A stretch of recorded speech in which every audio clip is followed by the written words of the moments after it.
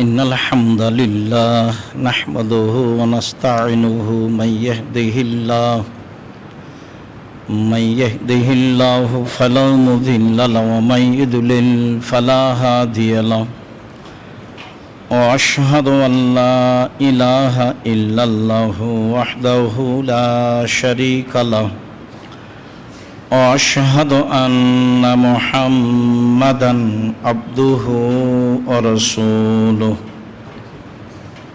أما بعد فإن خير الحديث كتاب الله وخير الهدى هدى محمد صلى الله عليه وسلم وشر الأمور محدثاتها وكل محدثة بدعة وكل بدعة ضلالة وكل ضلالة في النار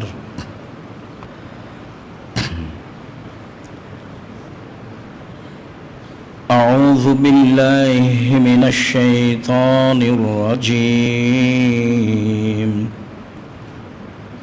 قد أفلح المؤمنون الذين هم في صلاتهم خاشعون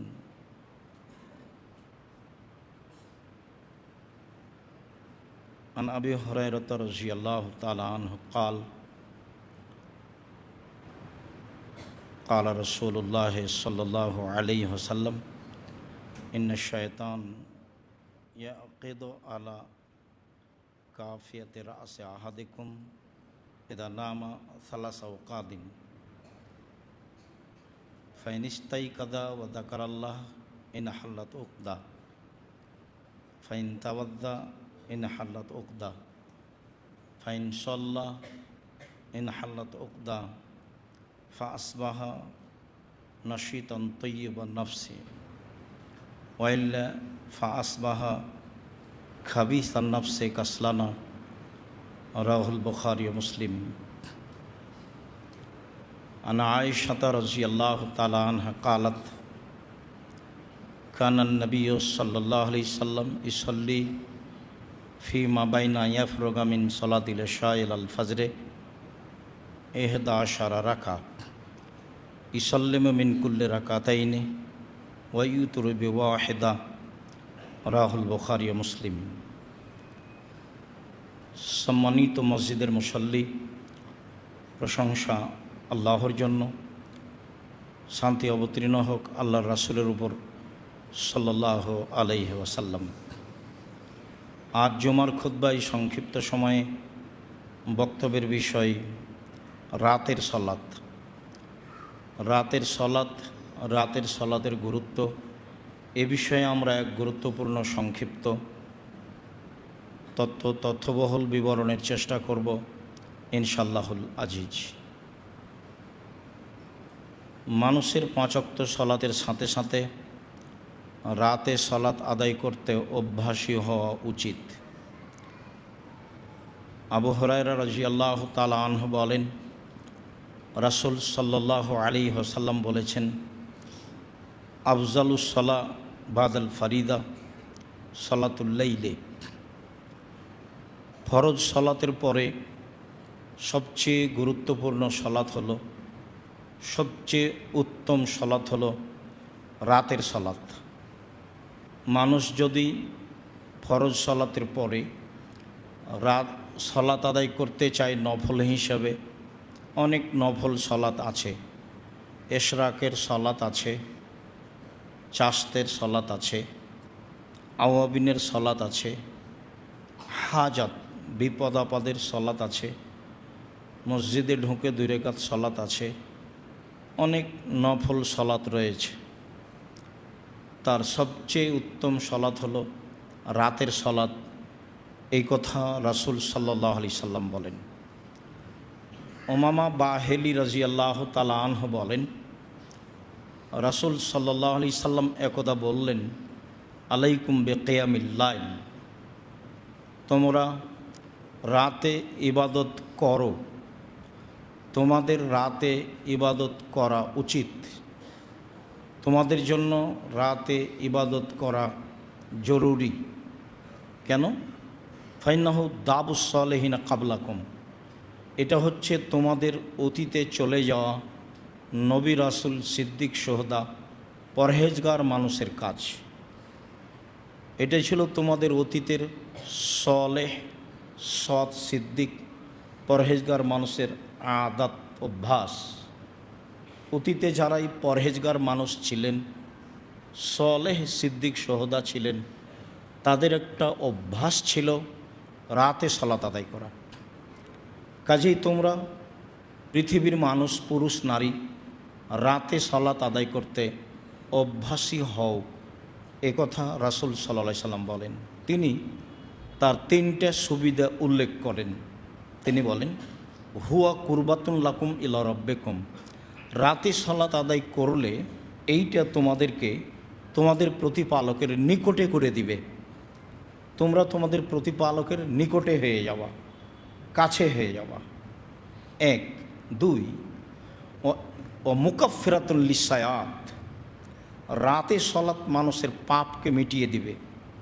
তোমরা রাতে সালাত আদায় করলে এই সালাত তোমাদের পাপকে মিটিয়ে দিবে। 3 ও মানহাতুন আলিল ইসমে, মানুষ পাপ থেকে বিরত থাকবে। মানুষ অনেকেই 5 ওয়াক্ত সালাত আদায় করে, তাহাজ্জুদ পড়ে, এরপরেও পাপ বহাল আছে, থাকে, এটাই স্বাভাবিক। আসলে ঈমান ছাড়া পাপকে ঠেকানো যায় না। ঈমান যত বেশি পাপ তত কম, ঈমান যত কম পাপ তত বেশি। 5 ওয়াক্ত সালাত ঠিকই আছে, তবে ঈমান কম। সিয়াম রমজান মাসে ঠিকই আছে, ঈমান কম। হালাল রুজিও ঠিক আছে, ঈমান কম। ঈমান যত বেশি হবে পাপ তত কম হবে, ঈমান যত কম হবে পাপ তত বেশি হবে। রাতে সালাত আদায় করলে মানুষ পাপ থেকে দূরে থাকবে, একথা রাসূল সাল্লাল্লাহু আলাইহি সাল্লাম বলেন। 1, রাতের সালাতে আল্লাহর নিকটে হওয়া যায়। 2, পাপ মিটে যায়। 3, নিকটে হওয়া যায়, একথা রাসূল সাল্লাল্লাহু আলাইহি সাল্লাম বলেন। আমর ইবনে আবাসা রাদিয়াল্লাহু তাআলা আনহু বলেন, রাসূল সাল্লাল্লাহু আলাইহি সাল্লাম একদা বললেন, আকরাবু মা ইয়াকুনু রাব্বু মিনাল আবদে, আল্লাহ মানুষের নিকটে হয় সবচেয়ে বেশি কখন? আল্লাহ নিকটে হয়ে যান মানুষের। আল্লাহ মানুষের নিকটে সবচেয়ে বেশি কোন সময় হন? এটা একটা জিজ্ঞাসা। তো রাসূল সাল্লাল্লাহু আলাইহি সাল্লাম বললেন, ফি জাওফিল লাইলিল আখির, রাতের শেষে। রাতের শেষে আল্লাহ তাআলা মানুষের সবচেয়ে নিকটে হয়ে যান। এখন আল্লাহ রাসূল জিজ্ঞাসাকারীকে বলছেন, ফাইনিস্তাতা আন তাকুনা মিম্মা ইয়াযকুরুল্লাহ ফি তিলকা সাআত ফাকুন, তুমি যদি এখন পারো যে এই সময়ে যারা ডাকে তাদের সাথে হতে হও। তুমি তো জিজ্ঞাসা করলে আল্লাহ মানুষের সবচেয়ে নিকটে কখন হন, মানুষ আল্লাহর নিকটে সবচেয়ে কোন সময় হয়? তো সেটা হলো শেষ রাতে। তুমি পারবা? চেষ্টা করো। তুমি যদি পারো তাদের সাথে হতে হও, এ কথা রাসূল সাল্লাল্লাহু আলাইহি সাল্লাম বলেন। আবু উমামা বাহিলি রাদিয়াল্লাহু তাআলা আনহু বলেন, রাসূল সাল্লাল্লাহু আলাইহি ওয়াসাল্লামকে জিজ্ঞাসা করা হয়েছিল, আয়ু দুআয়ে আসমা, সবচেয়ে বেশি দোয়া কবুল হয় কখন? মানুষ কোন সময়ে দোয়া করলে তার দোয়াটা বেশি কবুল হবে? তখন রাসূল সাল্লাল্লাহু আলাইহি সাল্লাম বললেন যে জাওফাল লাইলিল আখিরা, শেষ রাতে। আর বললেন দোবরা কুল্লে সালাতিন মাকতুবা, প্রত্যেক ফরজ সালাতের পরে। ফরজ সালাতের পরে আমাদের দেশে তো নিয়ম উল্টা হয়ে আছে, প্রায় জায়গাতে, অনেক জায়গাতে কমে গেলেও এখনও যে খুব একটা কম তা নয়। 5 ওয়াক্ত সালাতের পরে সালাম ফিরার পরে চিল্লাচিল্লি করে দোয়া হয়। আর মাঝহাবি মসজিদে তো বলাই যায় না, সালাম ফিরার সাথে সাথে এক শ্রেণীর মানুষ দাঁড়ায়, আর ইমাম সাহেব কিছুক্ষণ পরেই হাত তুলে কি বলেন, তারপর কিছুক্ষণ পরে আবার দোয়া শেষ করেন। এগুলো একটাও রাসূলের পদ্ধতি নয়। এটা রাসূলের পদ্ধতিকে অবমাননা করা, অপমান করা। কে কাকে বলবে? ধর্ম তো আলেম ওলামার হাতে আল্লাহ রসুল দিয়ে গেছেন। আল ওলামা ওয়া রাসাদুল আম্বিয়া। আলেমগণ হলেন নবীগণের উত্তরাধিকারী। এই বাক্যটা বলার পরে বলছেন যে লাম ইয়রেসু দিনারান আলা দিরহামা, নবীগণ আলেম ওলামাকে টাকা পয়সার উত্তরাধিকারী করেননি। ওরা নবীগণের মালিক বটে, উত্তরাধিকার বটে, কিন্তু টাকা পয়সার নাই। ওয়ালাকিন ওয়ারাসুল ইলমা, বিদ্যার উত্তরাধিকারী করেছেন। ফমান আখাজা বেহাজিন অফেল, যে নিল সে পূর্ণ নিল, যে নিবে সে যেন পূর্ণ নেই। এইটা রাসূল সাল্লাল্লাহু আলাইহি ওয়াসাল্লাম বলেন। এখন আলেম ওলামা যারা করছে তারা মাযহাবের দায়ে করুক, স্বার্থে করুক, বুঝে করুক, না বুঝে করুক, বিচার হকের উপরে হবে, ন্যায়ভাবে হবে। তখন কোনো ব্যক্তি দেখে বিচার হবে না। কাজেই এটা একটা গুরুত্বপূর্ণ ইবাদত। রাসূল সাল্লাল্লাহু আলাইহি ওয়াসাল্লাম বললেন দোয়া কবুল হওয়ার সবচেয়ে বেশি কবুল হওয়ার দুইটা সময়, একটা হলো শেষ রাতে, আর একটা হলো ফরজ সলাতের পরে। জিকির আজকার তাসবিহ তাহলিল যে যেমন বলে। আবু হুরায়রা রাদিয়াল্লাহু তাআলা আনহু বলেন রাসূল সাল্লাল্লাহু আলাইহি ওয়াসাল্লাম বলেছেন এনজিলু রব্বুনা তাআলা ইলা সামাই দুনিয়া হিনা ইয়াবকা সুলুসুল লাইলিল আখিরা। যখন রাতের 3 ভাগের 2 ভাগ পার হয়ে যায় তখন আল্লাহ তাআলা প্রথম আকাশ থেকে সপ্তম আকাশ থেকে প্রথম আকাশে নেমে আসেন। যখন রাতের 3 ভাগের 2 ভাগ পার হয়ে যায় তখন আল্লাহ তাআলা সপ্তম আকাশ থেকে প্রথম আকাশে নেমে আসেন। নেমে এসে বলেন মায়াদুনি ফাস্তাজিব লাহু, কেউ যদি আমাকে ডাকে তাহলে আমি তার ডাকে সাড়া দিব। মায়াসালুনি ফাউতিয়াহু, কেউ যদি আমার কাছে কিছু চায় তাহলে আমি তাকে তা দিয়ে দেব। মায়াস্তাগফিরুনি ফাগফিরাল্লাহু, কেউ যদি আমার কাছে ক্ষমা চায় তাহলে আমি তাকে ক্ষমা করে দেব। তাহলে এটা শেষ রাতেই হলো। আল্লাহ তাআলা রাতের 3 ভাগের 2 ভাগ পার হওয়ার পরে নেমে এসে কথা বলতে থাকেন। এক শ্রেণীর মানুষ বড় দুর্ভাগ্য যে রাত 2টা 3টায় 12টায় 1টায় শয়। যদি রাত 2টা 3টা 12টা 1টায় শয় তাহলে ও আল্লাহকে কিভাবে মূল্যায়ন করবেন? আল্লাহ তো তার সাথে কথা বলার জন্যই নেমে এসেছেন। আল্লাহ তো আপনার সাথে কথা বলার জন্যই নেমে এসেছেন। আল্লাহ তাআলা তো আমার সাথে কথা বলার জন্যই নেমে এসেছেন। আল্লাহ নেমে এসেছেন সপ্তম আকাশ থেকে প্রথম আকাশে, আর আমি ঘুমিয়ে আছি, অথচ আমার সাথেই কথা বলতে এসেছেন। তাহলে কেমন হয়ে যায় না? এই কারণে রাসূল সাল্লাল্লাহু আলাইহি ওয়াসাল্লাম বলেছেন তোমাদের উচিত, তোমাদের অভ্যাসী হওয়া উচিত রাতে সালাত আদায় করা। তাহলে তোমরা কিছু বললে সেটা আল্লাহ মেনে নেবেন। আব্দুল্লাহ ইবনে আমর ইবনে আস রাদিয়াল্লাহু তাআলা আনহু বলেন রাসূল সাল্লাল্লাহু আলাইহি ওয়াসাল্লাম বলেছেন মান কামা বে আশরিন লাম ইউক্তাব মিনাল গাফিলিন, কেউ যদি রাতে 10 আয়াত পড়ে, এটা ধরে নিতে হবে সলাতের সাথে, এমনিও পড়লেও হবে। তো কেউ যদি রাতে সলাতে 10 আয়াত পড়ে তাহলে সে গাফেল মানুষের অন্তর্ভুক্ত নয়, অলস মানুষের অন্তর্ভুক্ত নয়, যারা রাতে উঠে না তাদের অন্তর্ভুক্ত নয়। অমান কামা বে মেয়াতে আয়া বে মেয়াতিন, আর যে ব্যক্তি 100 আয়াত পড়ল কুতিবা মিনাল কানিতিন, সে ওই সব লোকের তালিকায় চলে যাবে যারা খুব বেশি পরহেজগার। 100 আয়াত যে ব্যক্তি পড়বে রাতে তাহলে ও ওই সব তালিকায় চলে যাবে যারা বেশি পরহেজগার। অমান কামা বে আলফিন, আর যে ব্যক্তি রাতে 1000 আয়াত পড়ল কুতিবা মিনাল কানিতিন, যারা ইবাদতে সর্বোচ্চ মর্যাদার অধিকারী, যাদের বেহিসাব নেকি, অনেক নেকি যাদের, তাদের অন্তর্ভুক্ত হয়ে যাবে। এক, রাতে 10 আয়াত পড়লে আপনি গাফেল নন, অন্তত অলস নন। 2, 100 আয়াত পড়লে যারা ইবাদতে ভালো পর্যায়ের আছে তাদের মধ্যে আপনি। আর 1000 আয়াত পড়লে যারা ইবাদতে সর্বোচ্চ স্তরে আছে তাদের অন্তর্ভুক্ত আপনি। আয়েশা রাদিয়াল্লাহু তাআলা আনহা বলেন, রাসূল সাল্লাল্লাহু আলাইহি ওয়াসাল্লাম বলেছেন, কামুলা মিনার রিজালি কাসীর আল্লাহ একমল মিন ইসাইলা সালাসা।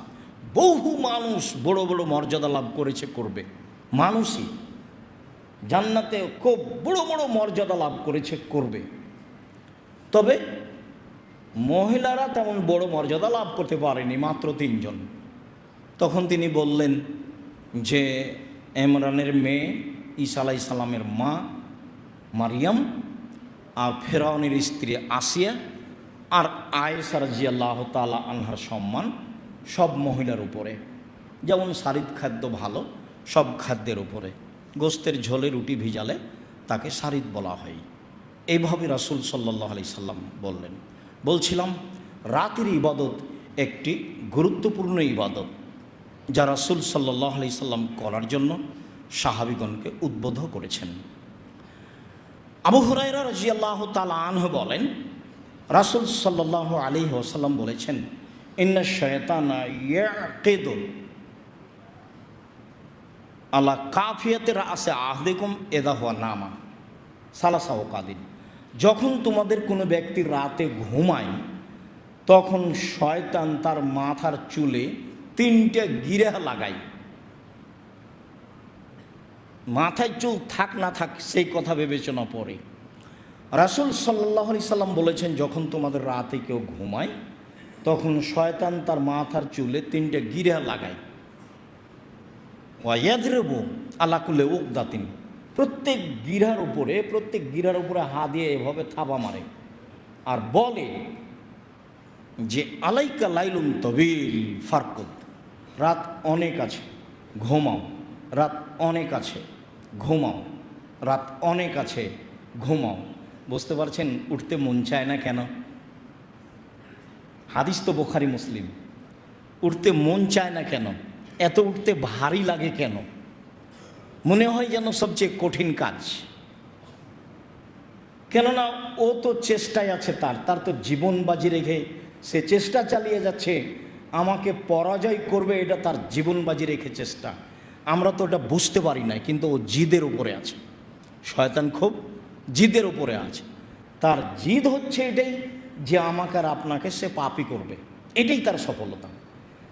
এত বড় শক্তি ক্ষমতার অধিকারী, মানুষের রগে রগে চলতে পারে, তার যদি এত শক্তিশালী মজবুত ক্ষমতা থাকে, তাহলে সে তো মানুষকে ঠকাবে। আর কোরআন মাজিদে যে কত জায়গাতে উল্লেখ হয়েছে, আল্লাহ তাআলা বলছেন শয়তান খারাপটাকে ভালো করে দেখায়। যেটাই খারাপ আপনার জীবনের জন্য, তার কাজ হলো সেটা আপনাকে সুন্দর করে দেখাবে।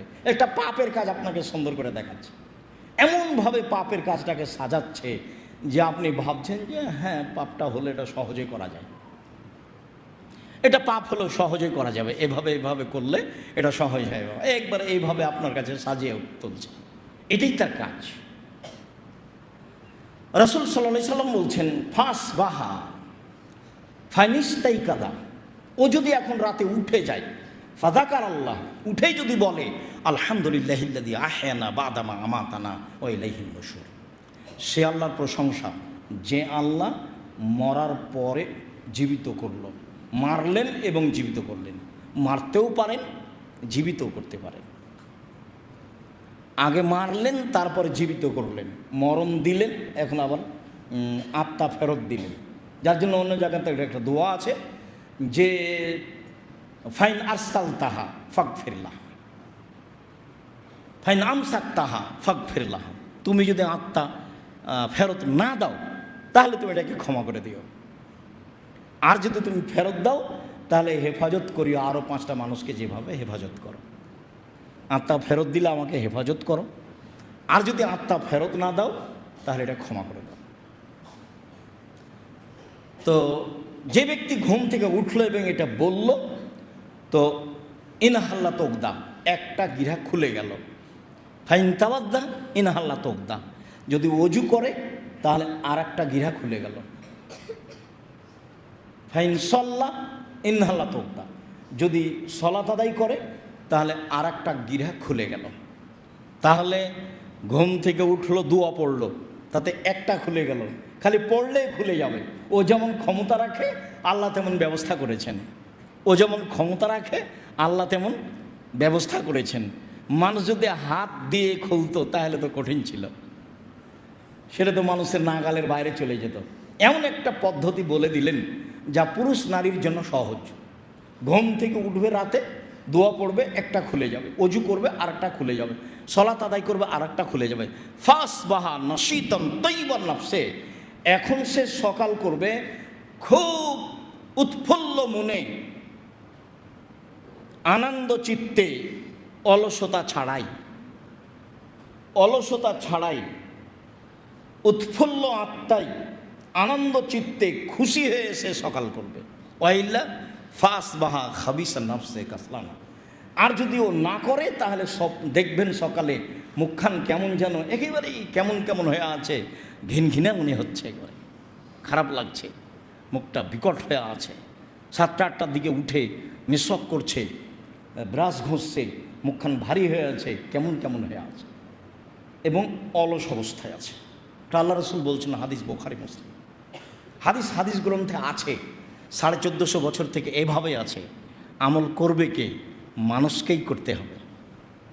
যারা পড়াশোনা করছে তাদেরকেই করতে হবে।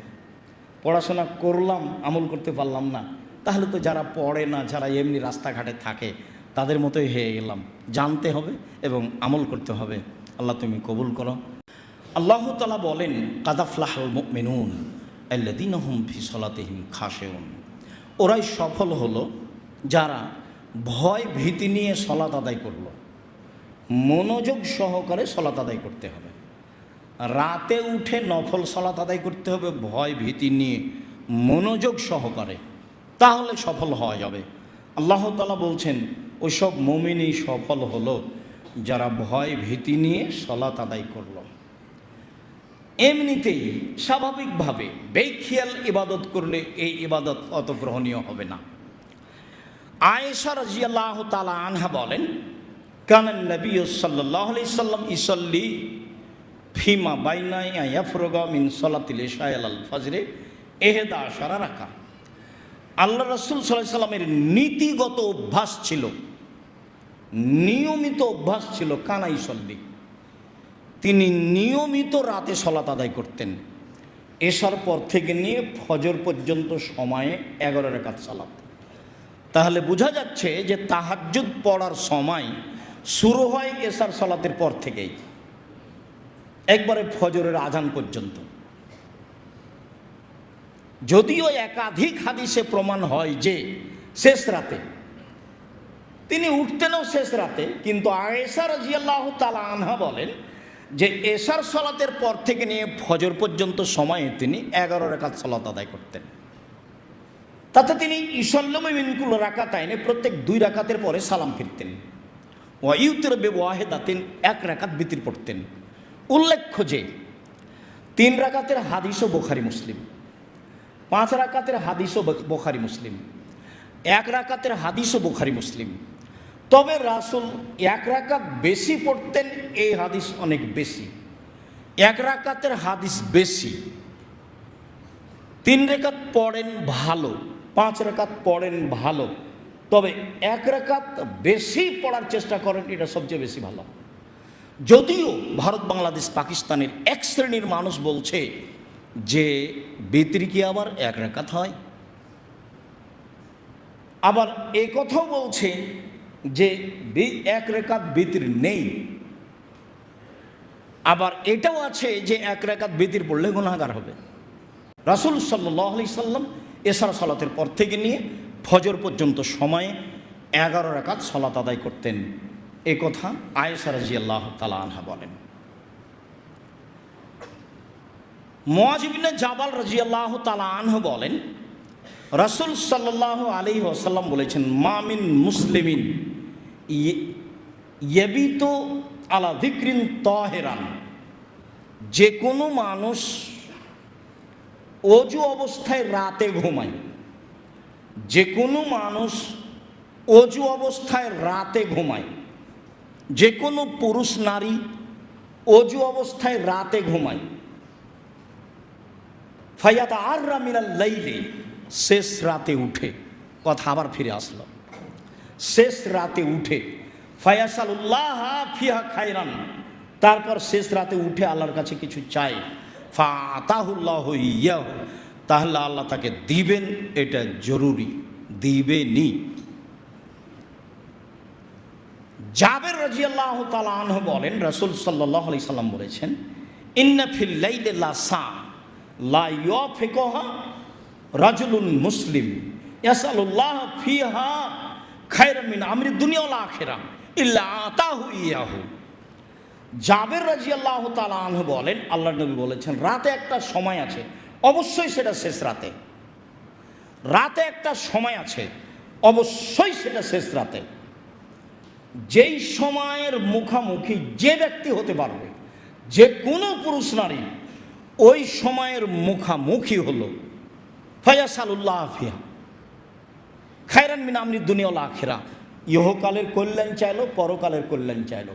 ইহকালে কিছু চাইলো যা তার প্রয়োজন, পরকালে কিছু চাইলো যা চাইও। ইহকালে কি চাই? জমি জায়গা চাই, বাড়িঘর চাই, ছেলে মেয়ে চাই, ছেলে মেয়ের উচ্চ শিক্ষা চাই, ভালো মর্যাদা চাই, মান মর্যাদা চাই, নিজে ভালোভাবে বাঁচতে চাই, এসব সুবিধা সুবিধা চাই, বালা মুসিবত বিপদ থেকে বাঁচতে চাই, যা কিছু তার দুনিয়াতে চাওয়ার আছে সে চাইলো, আল্লাহ দিয়ে দেবেন। পরকালে জান্নাত চাই, জাহান্নাম থেকে বাঁচতে চাই, কবরের শাস্তি থেকে বাঁচতে চাই, তো পরকালের কল্যাণ সম্পর্কে যা চাইবে তাই দিয়ে দেবেন, ইহকালের কল্যাণে যা চাইবে তাই দিয়ে দেবেন। এই হাদিসে বোঝা যাচ্ছে যে একটা নির্ধারিত সময় আছে, আর আগের হাদিসে বোঝা গেল যে শেষ রাতে। তবে অজু অবস্থায় ঘুমালে শেষ রাতে উঠলে যা চাইবে তাই পাবে। তাহলে দুইটার সমন্বয়ে রাত শেষ, এটাই ঠিক, আর অজু অবস্থায় ঘুমালে বেশি ভালো হবে, এটাই ঠিক। তখন আমি আমার দুনিয়াবি দাবি দেওয়া পেশ করতে পারবো, সহজেই কবুল হবে। তখন আমি আমার পরকালীন দাবি দেওয়া পেশ করতে পারবো, যেটা সহজেই কবুল হবে ইনশাআল্লাহ। নিরাশার কিছু নেই, আল্লাহ তো দেওয়ার জন্যই আছেন, নিরাশার কি আছে।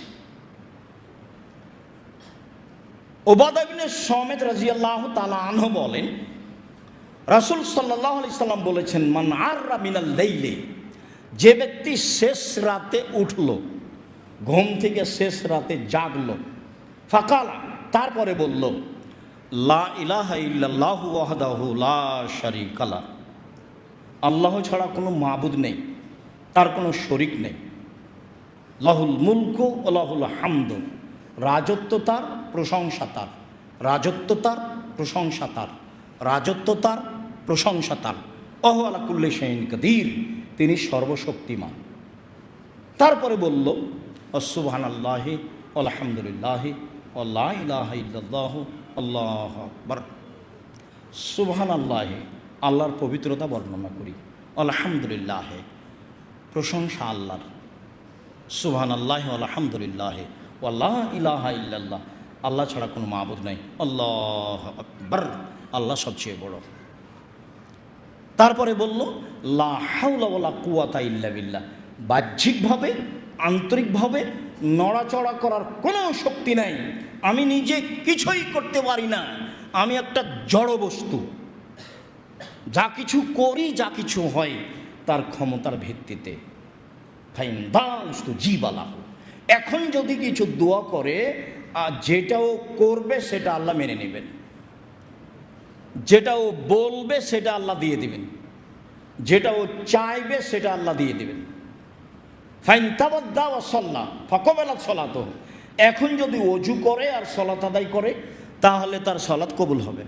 তাহলে বোঝা যাচ্ছে যে এই দোয়া ঘুম থেকে উঠে অজুর আগেই ঘুম থেকে উঠেই লা ইলাহা ইল্লাল্লাহু ওয়াহদাহু লা শারীকা লাহু লাহুল মুলকু ওয়া লাহুল হামদু ওয়া হুয়া আলা কুল্লি শাইইন কাদির ওয়া সুবহানাল্লাহি ওয়া আলহামদুলিল্লাহি ওয়া লা ইলাহা ইল্লাল্লাহু আল্লাহু আকবার লা হাওলা ওয়া লা কুওয়াতা ইল্লা বিল্লাহ।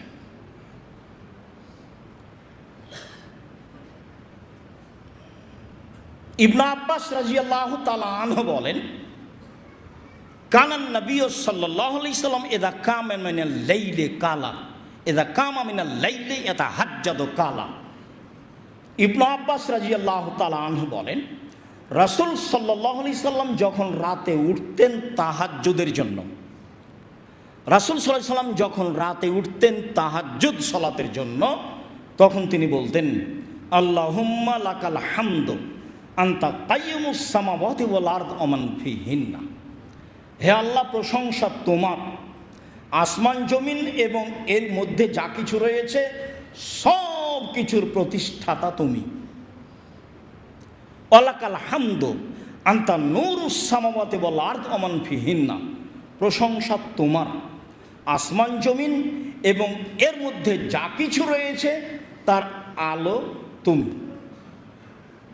ওয়ালাকাল হামদু আনতা মালিকুস সামাওয়াতি ওয়াল আরদ ওয়া মান ফিহিন্না। প্রশংসা তোমার, আসমান জমিন এবং এর মধ্যে যা কিছু রয়েছে তার মালিক তুমি। ওয়ালাকাল হামদু, প্রশংসা তোমার, ওয়ালাকাল হামদু, প্রশংসা তোমার।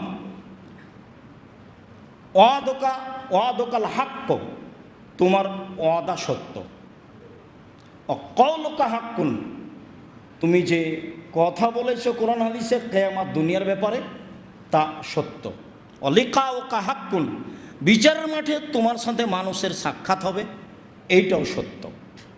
অল জান্নাতু হাক্কুন, জান্নাত সত্য। ও নারও হাক্কুন, জাহান্নাম সত্য। ও নবিউল্লাহ হাক্কুন, নবীগণ সত্য। ও মুহাম্মাদুল হাক্কুন, মুহাম্মদ সত্য। ও সাআত হাক্কুন, কিয়ামত সত্য। এটা সব ঘটবে। আল্লাহুম্মা লাকা আসলামতু, হে আল্লাহ, আমি তোমার নিকট নিজেকে সমর্পণ করলাম। অবেকা আমান্ত, আমি তোমাকে মেনে নিলাম। অবেকা আনাপ্ত, আমি তোমার দিকে অভিমুখী হলাম। অবেকা খাসান্ত, আমার কথাবার্তা তোমার নিকটে। ওয়াইলাইকা হাকামত, আমি তোমাকে বিচারক হিসাবে মেনে নিচ্ছি।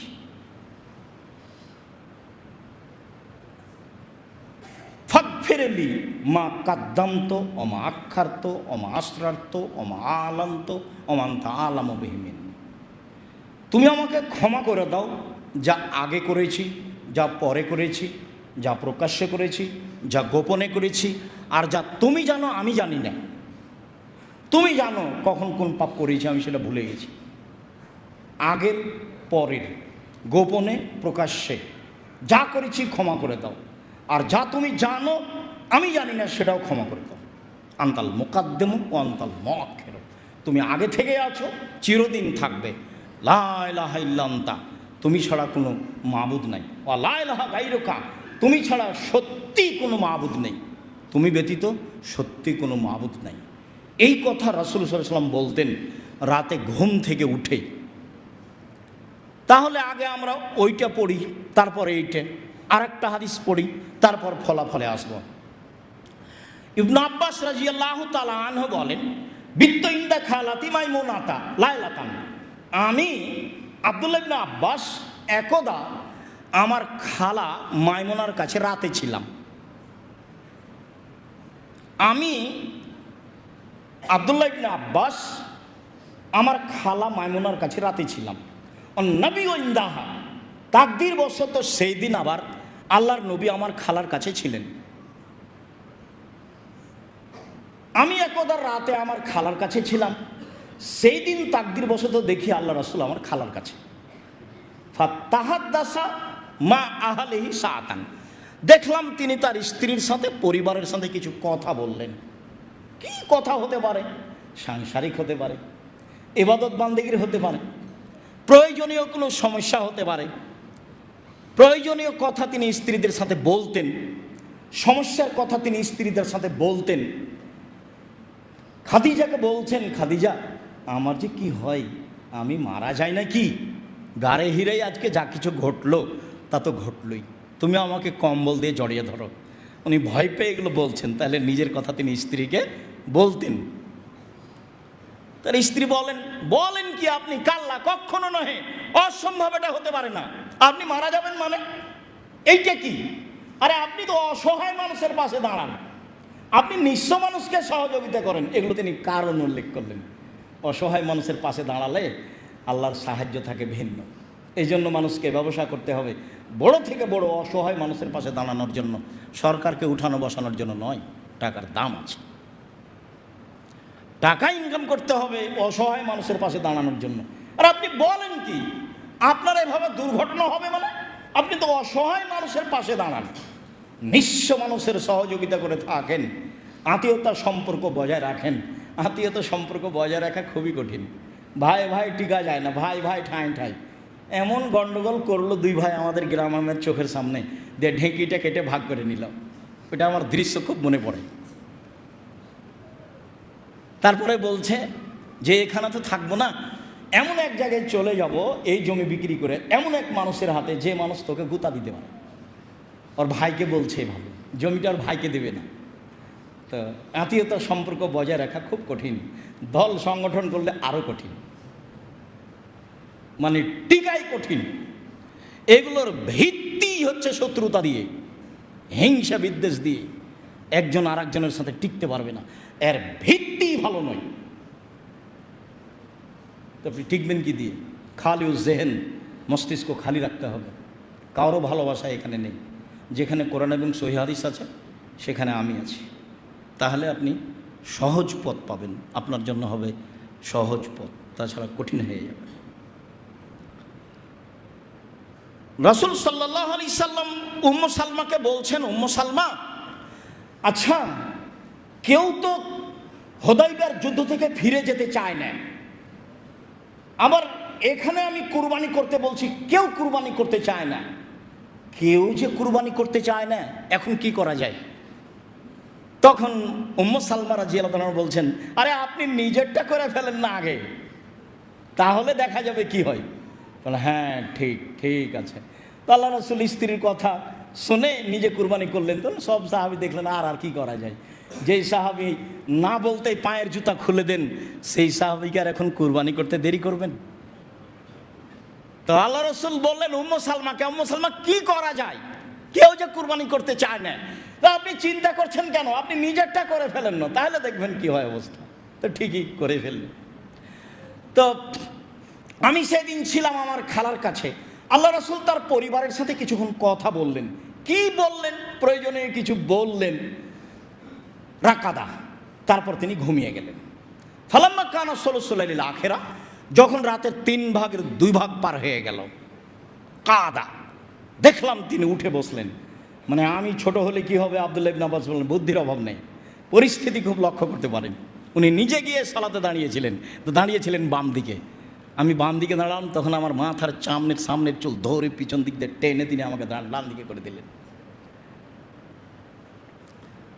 তো উঠলেন, উঠে বসলেন। ফানাজারা ইলা সামাই, আকাশের দিকে তাকালেন, উঠে বসেই আকাশের দিকে লক্ষ্য করছেন। বাড়ি ঘর আর কি ভাঙাচোরা একরকম কি আছে, আমরা তো অনেক জায়গায় তাহলে আকাশ দেখাই যায় না। তো আকাশের দিকে দেখলেন, আর আকাশ এত আলো বাল্ব জ্বলছে যে আকাশ ভালো করে বোঝাই যায় না।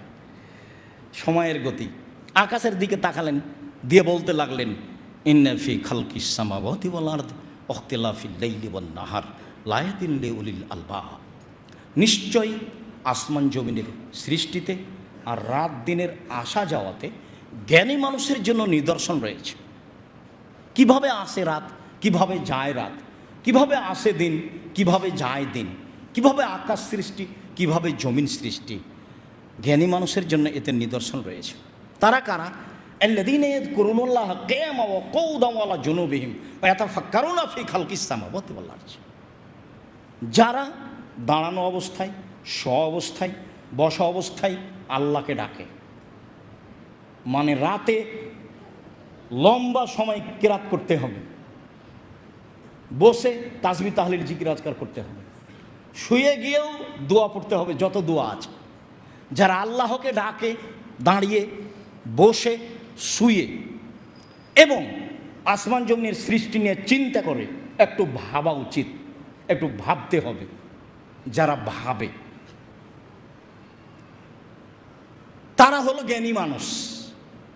তারপরে বলে রব্বানা মা খালাকতা হাযা বাতিলান সুবহানাকা ফাকিনা আযাবান নার।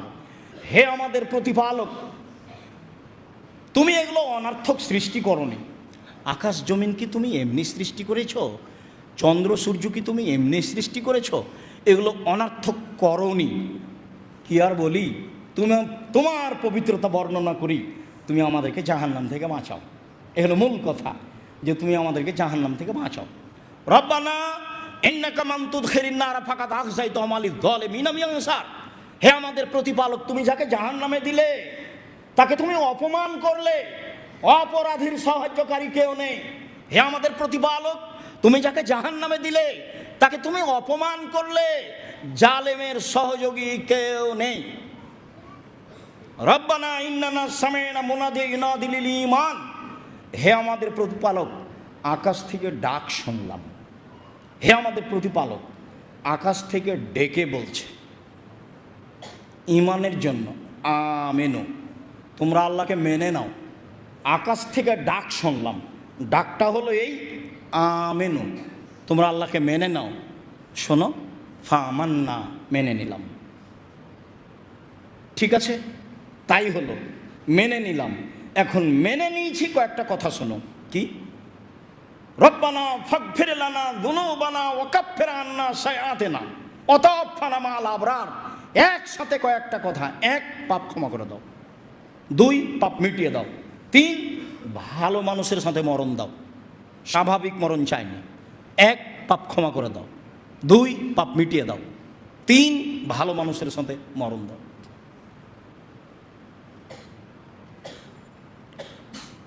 অতাফানা মা'আল আবরার, ভালো মানুষের সাথে মরণ দাও।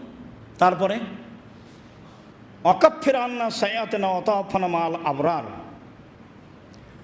তারপরে তুমি যে ওয়াদা করেছো নবী রাসূলের সাথে, মা ওয়া'আদতানা আলা রাসূলিকা, তুমি যে ওয়া'আতিনা মা ওয়া'আদতানা আলা রাসূলিকা, রসুলদের মাধ্যমে যা কিছু দেওয়ার ওয়াদা করেছো, ঈমান আনলে এই পাবো, তাসবিহ পড়লে এই পাবো, ক্ষমা চাইলে এই পাবো, দুনিয়া চাইলে এই পাবো, যত ওয়াদা করেছো তুমি যে আমি করলে তুমি দিয়ে দিবা, সেটা দিয়ে দাও, সেটা দিয়ে দাও। ইন্নাকা লা তুখলিফুল মিয়াদ, তুমি তো ওয়াদার খেলাপ করো না। তুমি ওয়াদা পূর্ণ করো, তুমি ওয়াদার খেলাপ করো না। যা যা তোমার রাসূলের মাধ্যম দিয়ে দিতে চাও, ওমান ফিহিন্না ওয়ালাকাল হামদু আনতা মালিকুস সামাওয়াতি ওয়াল আরদ ওয়ালাকাল হামদু আনতাল হাক্ক ওয়াদাকাল হাক্ক ওয়ালিকাউকা হাক্কুন ওয়া কাওলুকা হাক্কুন ওয়াল জান্নাতু হাক্কুন ওয়ান নারু হাক্কুন ওয়ান নাবিয়ুনা হাক্কুন মুহাম্মাদুন হাক্কুন ওয়াস সাআতু হাক্কুন আল্লাহুম্মা লাকা আসলামতু ওয়া বিকা আমানতু ওয়া ইলাইকা আনাবতু ওয়া বিকা খাসামতু ওয়া ইলাইকা হাকামতু ফাগফিরলি মা কাদ্দামতু ওয়া মা আখারতু ওয়া মা আসরারতু ওয়া মা আলানতু ওয়া আনতা আ'লামু বিহি মিন্নি আনতাল মুকাদ্দিমু ওয়া আনতাল মুআখিরু লা ইলাহা ইল্লা আনতা ওয়া লা ইলাহা গায়রুকা। ভারী হলো? ভারী কিছু না, মুখস্থ করতেই হবে। যারা তোমরা যুবক মানুষ তাদের সময় 3 দিন, আর যারা বেশি বয়সের মানুষ তাদের 7 দিন মুখস্থ করতেই হবে, জরুরি করতে হবে, শুনে শুনে করতে হবে। সময় আপনি ভুলভাবে সময় ব্যয় করছেন কেন? রাসূল সাল্লাল্লাহু আলাইহি ওয়াসাল্লাম বলছেন যে নিয়ামাতান মাকবুলুন ফীহিমা কাসীরুম মিনান নাস, আমি মানুষের প্রতি 2টা অনুগ্রহ করেছি আল্লাহ বলছেন, কিন্তু মানুষ তা ভুল বুঝেছে। আল্লাহর পক্ষ থেকে 2টা অনুগ্রহ আছে, মানুষ তাকে ভুল বুঝেছে। এক, সাহাত, শরীরের সুস্থতা। আমি সুস্থতা এই জন্য দিইনি যে সে দোকানে বসে আড্ডা পিটবে। আমি তাকে সুস্থতা এই জন্য দিইনি যে সে মোবাইল নিয়ে দিন রাত কাটাবে। আমি তার শরীরের সুস্থতা দিয়েছি, সে দিন ধর্ম জানবে, বুঝবে, পড়বে, এই জন্য আমাকে ডাকবে। এই জন্য অল ফারাক, অবসর সময় দিয়েছি, এটা আমার দয়া। আমি অবসর সময় দিয়েছি। একটা লোক ব্যবসায় যায় সকাল 10টায়, আসে রাত 10টায়, তাহলে রাত 10টা থেকে নিয়ে দিন 10টা পর্যন্ত তার সময় অবসর।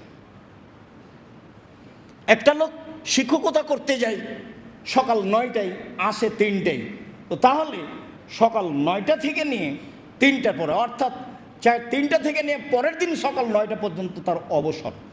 এই অবসর আমি তাকে আড্ডা পিটার জন্য দিইনি, আমি এই অবসর তাকে এভাবে মারামারি হইচই দাঙ্গামা হাঙ্গামা মামলা মোকদ্দমা করার জন্য দিইনি। আমি তাকে এই অবসরটা দিয়েছিলাম একটু দিন ধর্ম জানবে, বুঝবে, পড়বে। সেই জন্য সম্মানিত মসজিদের দিনী ভাই বোন, বলছিলাম রাতে সালাত আদায় করতে অভ্যাসী হতে হবে যে কোনো মূল্যে। রাতে সালাত আদায় করলে আল্লাহর নিকটে হওয়া যায়। রাতে সালাত আদায় করলে আল্লাহ নেমে আসেন, যা চাইব তা পাওয়া যায়, যা দাবি দেওয়া করব তা পাওয়া যায়। রাতে সালাত আদায় করলে মানুষের পাপ মিটে যায়। রাতে সালাত আদায় করলে মানুষ পাপ থেকে দূরে সরে যায়। মর্মে যারা আমরা আজকে জুমার খুতবা অবগত হলাম, সময়ের গতিতে যন্ত্রের মাধ্যমে পৃথিবীর যে কোনো প্রান্তে যখন অবগত হব, অবশ্যই আমাদের পক্ষ থেকে আন্তরিকভাবে অনুরোধ থাকবে আপনি এসব হাদিসের প্রতি আমল করবেন। রাতে সালাত আদায় করার চেষ্টা করবেন যে কোনো মূল্যে। 8 রাকাত পড়বেন, না পারা গেলে 6 রাকাত পড়বেন, নাই যদি পারা যায় তাহলে 4 রাকাত পড়বেন, না হয় অন্তত 2 রাকাত পড়ে থাকবেন। কেন? আবু হুরায়রা রাদিয়াল্লাহু তাআলা বলছেন, রাসূল সাল্লাল্লাহু আলাইহি ওয়াসাল্লাম বলেছেন, এজা আইকাজার রাজুল আহলাহু, যদি কোনো মানুষ তার স্ত্রীকে ঘুম থেকে জাগায়, ফাসাল্লায়, তারপর 2 জনই সালাত আদায় করে 2 রাকাত, ফাসাল্লায় রাখে, আও সাল্লা বেহেমা রাকাতাইনে জামিয়ান, অথবা 2 জন মিলে 2 রাকাত সালাত আদায় করেছে একসাথে, তো কুতিবা মিনাজ যাকিরিন ওয়া যাকিরাত, তাহলে এরা যারা ইবাদত করে দিনরাত তাদের তালিকায় হয়ে যাবে, যারা আল্লাহকে ডাকে। তা আপনি রাতে উঠে 2 রাকাত সালাত আদায় করলেন, আর আপনার স্ত্রীকে করতে বললেন, বা 2 জনই 2 রাকাত সালাত আদায় করলেন একসাথে। একসাথের অর্থ এই নয় যে পাশাপাশি দাঁড়াবেন, মহিলা পুরুষ পাশাপাশি দাঁড়াতে পাবে না, এ অধিকার নেই। আপনার স্ত্রী পিছে দাঁড়াবে, একামাতও আপনি দিবেন। আপনি বলিয়েন না আপনার স্ত্রীকে যে তুমি একামাত দাও, তাহলে আমি এমামতি করি। ওই একামতও দিতে পাবে না, ও এমামতিও করতে পাবে না, এই অধিকারই নেই, এই সুযোগও নেই। সম্মানিত দিনী ভাই বোন, রাতে সালাত আদায় করতে শিখুন অন্তত 2 রাকাত। 2 রাকাতের ফলাফল হলো এই, স্বামী স্ত্রী যদি ঘুম থেকে উঠে 2 রাকাত সালাত আদায় করে বা একসাথে করে, তাহলে দুনিয়াতে যত ভালো মানুষ আল্লাহকে ডেকে চলে গেছে ওদের একটা তালিকা আছে, এদের স্বামী স্ত্রীর নামও সেই তালিকায় দিয়ে দেওয়া হবে। এ কথা মুহাম্মদ সাল্লাল্লাহু আলাইহি ওয়াসাল্লাম বলেন। মর্মে শেষ পর্যন্ত 2 রাকাতও থাকলো। শেষে বলি যে জামিয়া সালাফের শিক্ষা প্রতিষ্ঠান, শিক্ষাই মানুষকে ভুল পথ থেকে সঠিক পথে নিয়ে যেতে পারে। আবার সঠিক পথ আর ভুল পথ এটাও খুব কঠিন, কেননা বহু প্রতিষ্ঠান আছে সেটা মানুষকে বেদাত শিখায়, শিরক শিখায়, সেটা তো আর সঠিক পথ হলো না, সেটা ভুল পথই হলো। যার কারণে দান যে বড় ইবাদত, মানুষে বলল তাই আমি কষ্ট পেলাম, এইটা নয়। ইবাদতের জগতে একটা শক্তিশালী ক্ষমতাধর বড় ইবাদত হলো দান। আর এসব ব্যবস্থাপনা যখন থাকে তখন মানুষ সময়ের গতিতে কিছু দিতে বা বলতে শিখে। মর্মে আমি সকলের নিকটে অনুরোধ রাখি, যারা সামনে আছেন, যারা দেশে বিদেশে আছেন, যারা সময়ের গতিতে জানতে পারবেন, আমাদের অ্যাকাউন্ট নাম্বার আছে, মোবাইল নাম্বার আছে, আরও যেসবগুলো ব্যবস্থাপনা আছে, সময়ের গতিতে অবগত হচ্ছেন, হবেন। আমি আপনাকে জামিয়া সালাফে আল্লাহকে সন্তুষ্ট করার জন্য দানের হাত প্রশস্ত করার জন্য আন্তরিকভাবে অনুরোধ জানাচ্ছি। যা দিয়ে আপনার পরকাল সফল হবে, যা দিয়ে আপনার ইহকাল সফল হবে, যা দিয়ে আপনার সর্ব ধরনের সমস্যা দূরে হবে, ইনশাল্লাহ হবেই। সমস্যা দূরের মাধ্যম হলো দান। তাহাজ্জুদ পড়ে সমস্যা দূর করা যায় না, দান করেই দূর করা যায়, যা একাধিক আয়াত হাদিস তার উপরে প্রমাণ করে।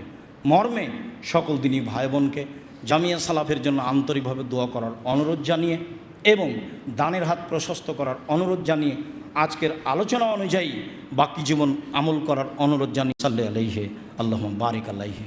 আল্লাহ, যারা আমাদের মারা গেছে তুমি তাদের কবরের শাস্তি মাফ করো, যারা অসুস্থ তুমি তাদেরকে আরোগ্য দান করো। এক ভাই তার মায়ের ব্যাপারে দাবি জানিয়েছেন, আমরা স্পষ্ট কিছু বলি না, তার দাবি অনুযায়ী সেটা তুমি পূর্ণ করে দাও। তুমি সর্বশক্তিমান, তুমি সব কিছু করতে পারো। যারা আমরা হায়াতে বেঁচে আছি তুমি তাদেরকে তোমার রাসূলের পদ্ধতি অনুযায়ী চলার তৌফিক দান করো। এ দাবিও তোমার কাছে জোরালোভাবে রাখছি, তুমি কবুল করো। আল্লাহুম্মা আমিন। আল্লাহুম্মা সাল্লি আলাইহি। আল্লাহ